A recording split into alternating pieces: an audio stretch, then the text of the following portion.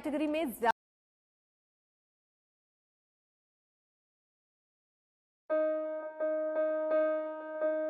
Digital economic क्षेत्र में digital currency को लेकर नई पहल क्रांतिकारी कदम साबित हो सकती है। डिजिटल करेंसी डिजिटल रुपए से जुड़े कई सवाल आम लोगों के मन में घूम रहे हैं।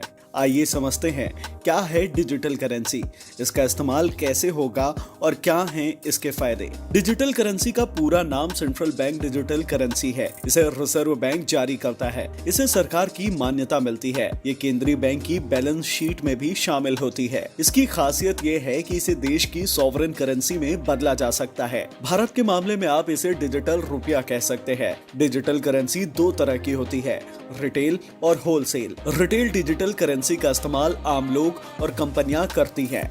होलसेल डिजिटल करेंसी का इस्तेमाल वित्तीय संस्थानों के जरिए किया जाता है। भारत की डिजिटल करेंसी डिजिटल रुपए भी ब्लॉकचेन टेक्नोलॉजी और दूसरी टेक्नोलॉजी पर बेस्ड होगी। अब सवाल है कि डिजिटल करेंसी के क्या फायदे हैं। इसके कई फायदे हैं, जैसे ये कम खर्चीली है और ट्रांजैक्शन भी तेजी से हो सकते हैं। डिजिटल करेंसी के लिए किसी व्यक्ति को बैंक खाते की जरूरत नहीं है, ये ऑफलाइन भी हो सकता है। डिजिटल करेंसी पर सरकार की नजर रहेगी।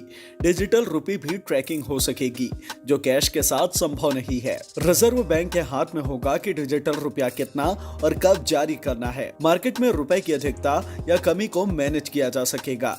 अब डिजिटल रुपए के जरिए सभी तरह के पेमेंट कर सकते हैं। डिजिटल और क्रिप्टो करेंसी में क्या अंतर है? डिजिटल करेंसी को उस देश की सरकार की मान्यता हासिल होती है जिस देश का केंद्रीय बैंक इसे जारी करता है। क्रिप्टो करेंसी एक मुक्त डिजिटल एसेट है। ये किसी देश या क्षेत्र की सरकार के अधिकार क्षेत्र या कंट्रोल में नहीं है। रिजर्व बैंक का प्रस्ताव है कि देश में डिजिटल करेंसी को भी बैंक नोट की परिभाषा में रखा जाए, यानी डिजिटल करेंसी को भी बैंक नोट की तरह देखा जाए। इसके लिए आरबीआई ने कानून में संशोधन का प्रस्ताव दिया है। सेंट्रल बैंक की डिजिटल करेंसी को ट्रांसफर करने के लिए इंटरमीडियरीज की जरूरत होगी।